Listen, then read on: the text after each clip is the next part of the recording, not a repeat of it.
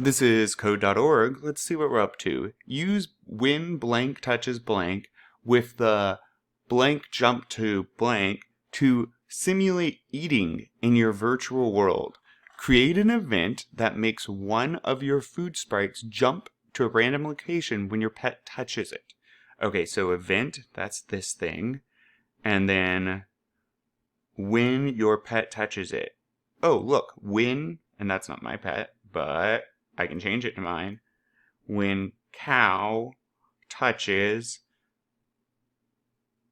and then a food. So we got to look for something with a triangle thing. So let's go to sprites maybe. Is that, nope.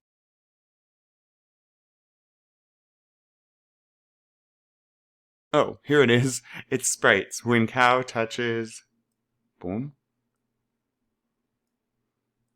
When cow touches hamburger, and then they want us to use jump to. It should be a behavior because it's,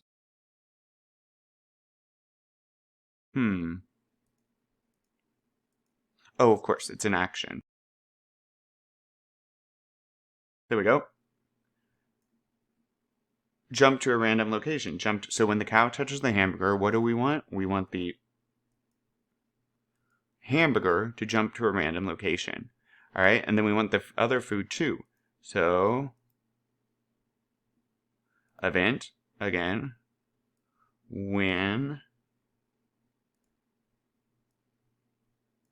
When cow touches radish, we need another action. Jump to, what do we want to jump? The radish should jump to a random location. Let's give it a shot. It looks like it's working. Oh, and with the radish works. Yep. Awesome. Cool. So notice that when we hit run, all of this movement happens automatically, the food, and then our player movement only happens when we hit a key, because that's what we said. We didn't put it up in when run. We said, cool, if you're running, but while up is pressed. So you got to be running, the program needs to run, but only if up is pressed will we move.